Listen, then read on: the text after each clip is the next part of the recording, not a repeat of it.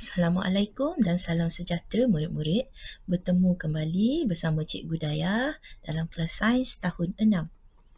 Untuk kelas hari ini, kita akan membuat perbincangan latihan cabar minda dalam buku teks muka surat 160 dan 161.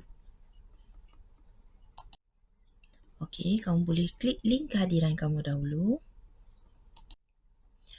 Apa yang kamu akan pelajari hari ini? Kamu akan belajar standard kandungan dan bahan buangan dan standard pembelajaran. Kamu dapat menjelaskan pemerhatian melalui lakaran, TMK, penulisan atau lisan. Objektif pembelajaran kamu hari ini ialah pada akhir pengajaran dan pembelajaran, kamu dapat memerihalkan pengurusan bahan buangan secara terancang untuk kehidupan yang lestari. Dan juga kamu dapat menjelaskan pemerhatian kamu melalui lakaran, TMK, penulisan atau lisan. Kriteria kejayaan yang kamu patut capai hari ini ialah kamu akan dianggap berjaya apabila dapat menjelaskan pemerhatian kamu secara lisan dan penulisan tentang pengurusan bahan buangan. Okey, jom kita semak jawapan cabar minda bersama-sama. Okey, soalan yang pertama. Isikan jadual berikut mengikut jenis bahan buangan yang sesuai. Okey, kita lihat bahan buangan yang pertama, racun rumpai, dia di bawah jenis sisa toksik. Yang kedua, kotak susu di bawah jenis kertas. Kerusi plastik ialah bahan buangan plastik. Najis kambing adalah bahan buangan bahan kumuh dan tinja. Kulit pisang adalah sisa makanan, besi buruk adalah besi dan cermin retak adalah kaca. Soalan yang kedua, Amir ingin membuang sampah yang berikut ialah bahan-bahan buangan yang akan dibuang oleh Amir. Gelaskan bahan-bahan buangan berikut kepada bahan terbiodegradasikan dan tidak terbiodegradasikan. Kamu boleh lihat ada A, bateri kereta, B, sisa makanan, C, pakaian, D, buku, E, kerusi, F, tin aluminium, G, kaca, H, gambar foto dan I, payung. Okey, mari kita kelaskan. Kamu boleh kelaskan bahan buangan kepada dua jenis, iaitu bahan buangan terbiodegradasikan dan juga bahan buangan tidak terbiodegradasikan. Okey, bahan buangan terbiodegradasi adalah B, C, D dan E. Bahan buangan tidak terbiodegradasi adalah A, F, G dan I. Selain dalam bentuk jadual, boleh juga kamu mengelaskan bahan buangan secara bertepukuk. Soalan yang ketiga, susun langkah-langkah menguruskan bahan buangan domestik oleh pihak berkuasa tempatan mengikut urutan yang betul. Okey. P, Q, R dan S. Yang manakah urutan yang sebenar? Ya, jawapannya adalah urutan yang pertama adalah S. Bahan buangan dikutip dan dihantar ke pusat pengumpulan sampah. Selepas itu, ia adalah Q, iaitu bahan buangan diasingkan mengikut jenis di pusat pengumpulan sampah. Selepas itu, R. Bahan buangan yang boleh dikita semula akan dipadatkan dan dihantar ke kilang pemprosesan untuk dijadikan bahan yang baharu. Dan yang terakhir, P. Bahan buangan yang tidak boleh dikita semula dibakar di dalam incinerator dan dilupuskan. Soalan yang keempat,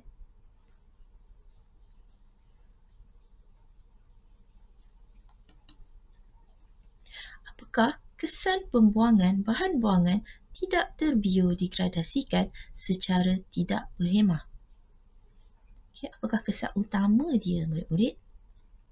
Ya, yang pertama akan menyebabkan pencemaran. Yang kedua akan menyebabkan banjir kilat. Jadi jawapannya adalah B, 1 dan 4. Okey, soalan yang kelima. Soalan seterusnya yang kelima. Ana dan rakan-rakannya menjalankan penyiasatan terhadap 2 bahan buangan yang ditanam di dalam bekas berisi tanah selama 4 minggu. A. Selepas 4 minggu, apakah yang dapat diperhatikan kepada bahan buangan? Okey, sebelum kita menjawab soalan A, biasanya untuk soalan kertas 2, kita perlu mengenal pasti dahulu pemboleh ubah yang terlibat di dalam soalan.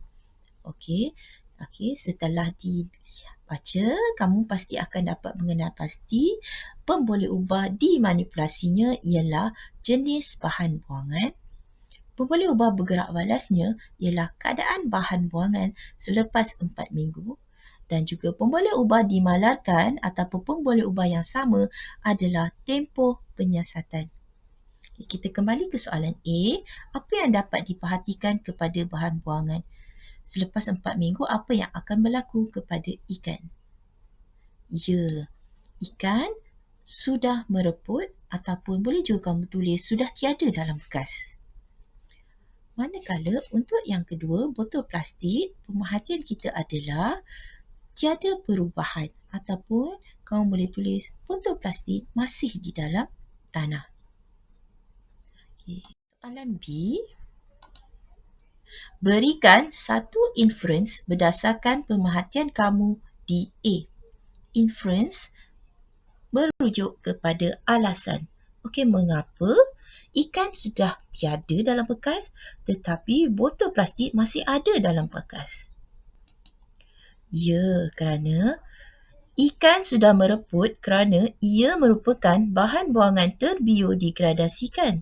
Manakala botol plastik tiada perubahan kerana ia adalah bahan buangan tidak terbiodegradasikan.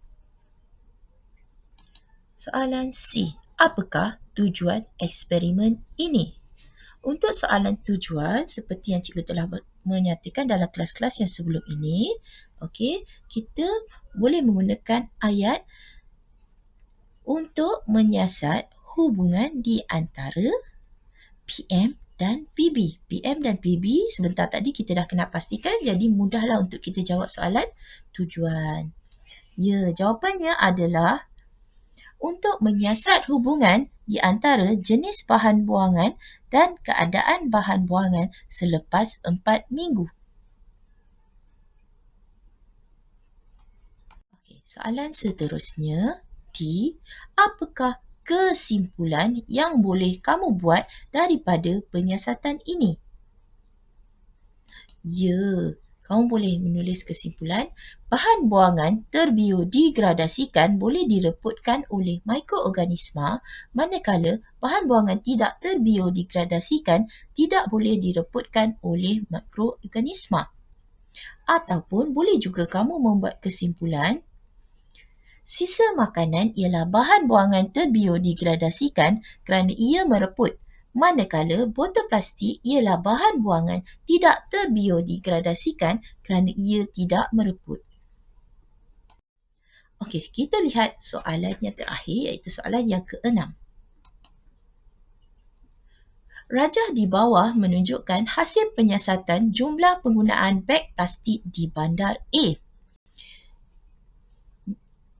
A. Nyatakan maklumat yang dikumpulkan dalam penyiasatan ini.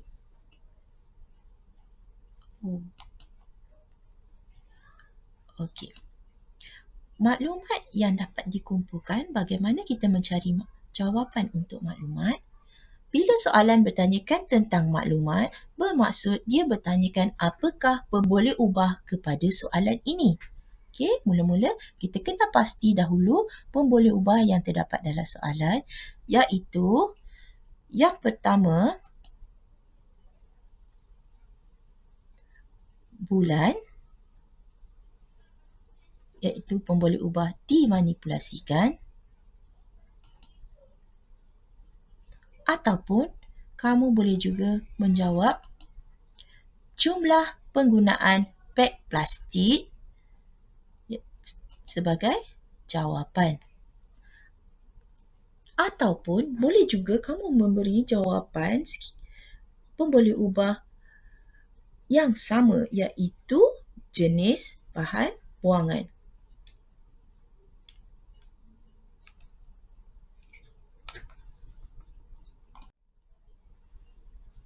Okey, soalan yang seterusnya, tulis satu penyataan yang menghubungkan antara dua maklumat di A, iaitu maklumat bulan dan juga maklumat jumlah penggunaan beg plastik.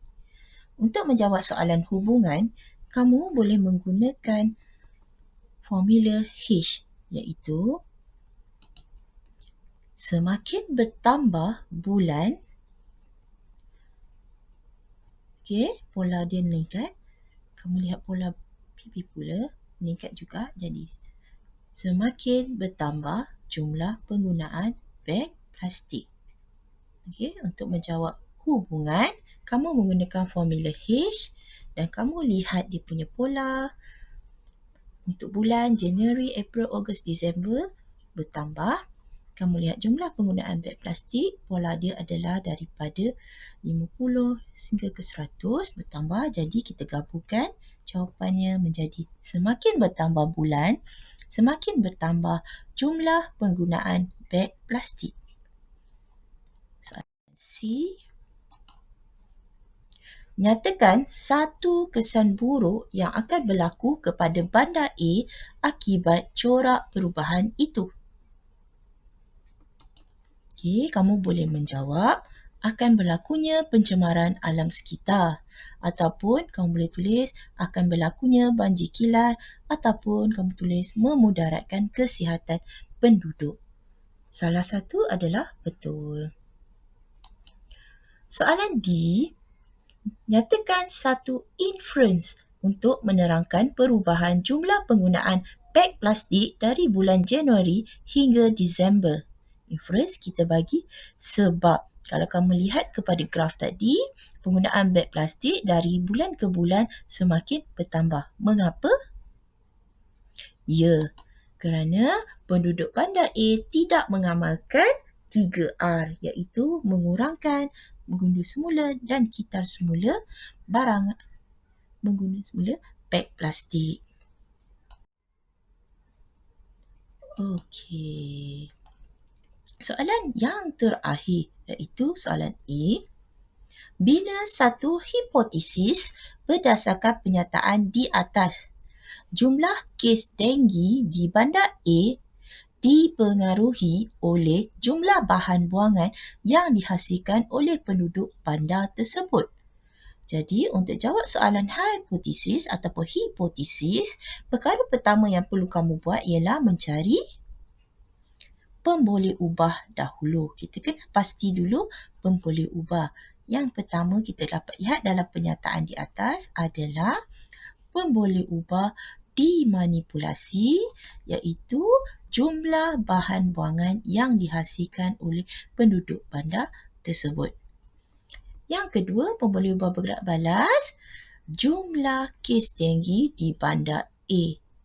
Maka kita gabungkan PM dan PB ini menjadi satu hipotesis menggunakan formula H. Semakin bertambah jumlah bahan buangan yang dihasilkan oleh penduduk bandar tersebut, semakin bertambah jumlah kes denggi di bandar A. Ataupun boleh juga jika kamu menggunakan jika maka. Jika jumlah bahan buangan yang dihasilkan oleh penduduk bandar tersebut bertambah, maka jumlah kes denggi di bandar A juga semakin bertambah. Atau boleh juga kamu menggunakan formula apabila maka. Apabila jumlah bahan buangan yang dihasilkan oleh penduduk bandar tersebut bertambah, maka jumlah kes denggi di bandar A akan bertambah. Baiklah murid-murid, selesai sudah kita menjawab soalan cabar minda. Jom uji kefahaman kamu lagi dengan menjawab soalan objektif di dalam buku modul aktiviti mesra digital. buka muka surat 89 dan 90 dan kamu boleh mula menjawab sekarang. Jawapan akan cikgu berikan kemudian. Selamat belajar. Kita berjumpa lagi di kelas yang akan datang. Bye. Assalamualaikum.